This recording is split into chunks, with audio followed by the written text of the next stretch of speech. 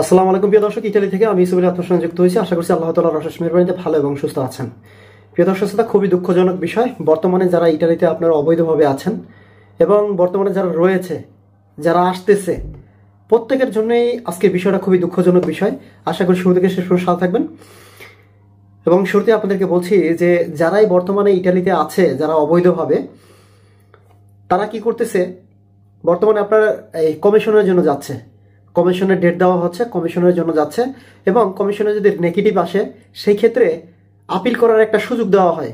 সেই আপিল না করায় বর্তমানে অনেক বাংলাদেশিকে কিন্তু বাংলাদেশে অলরেডি পাঠিয়েও দিয়েছে। আপনারা জানেন যে রুম শহরে বর্তমানে 2-3 জনকে এরকম কিছু কারণে আপনার এরকম পাঠিয়ে দিয়েছে। একবারে কমিশন দিয়েছিল, তারপরে তার কমিশনে নেগেটিভ আসায় পুনরায় তারা আপিল করে নাই। হয়তো আপিল করতো, কিন্তু আপিল করতে লেট করে ফেলছে, যদিও আগে করা উচিত ছিল।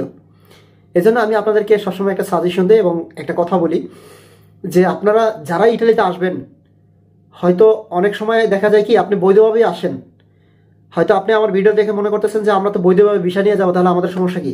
সমস্যাটা কোথায় আপনাদেরকে বলছি একে একে। দেখেন, আপনি যখন ইটালিতে আসেন, দেখা গেছে আপনি এগ্রিকালচারে আসেন, কিন্তু এগ্রিকালচারে আপনার কাগজপাতি, আপনার কাজ হয় না, কোনো কিছুই হয় না, বরং আপনি সেখান থেকে চলে আসেন।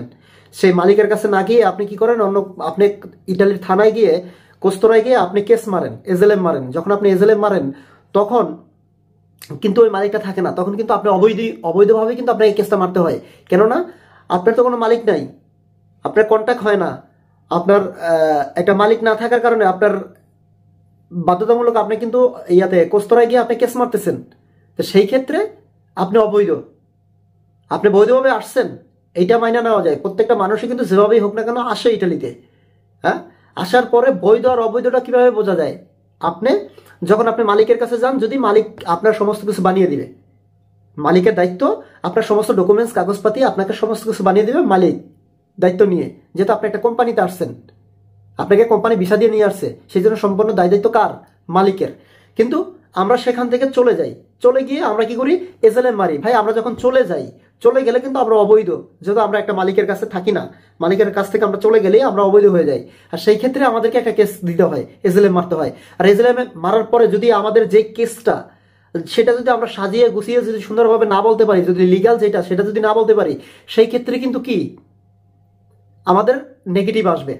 আর নেগেটিভ আসলেই আমাদেরকে আর একটা সুযোগ দেওয়া হবে আপিল করার জন্য। কিন্তু আমরা আপিল করি না, আমরা পুনরায় আবেদন করি না কমিশনের জন্য।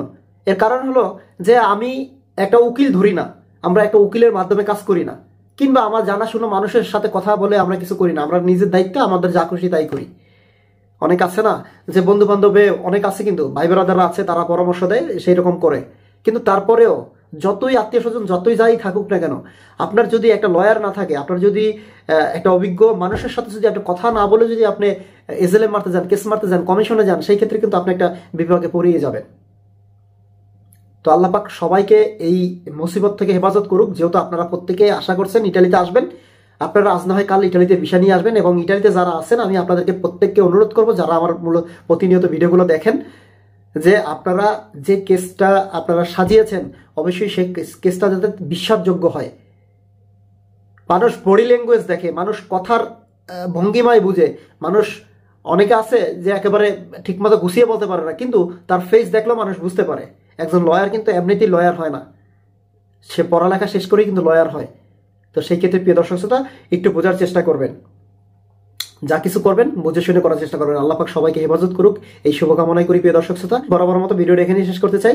আমি মুসলিম হিসেবে আপনাকে স্মরণ করে দিতেছি, আপনি যদি ইসলাম ধর্মের হয়ে থাকেন, তাহলে প্রতিদিন 5 ওয়াক্ত নামাজ আদায় করার চেষ্টা করবেন এবং প্রতিদিন একটি করে ভালো কাজ করবেন।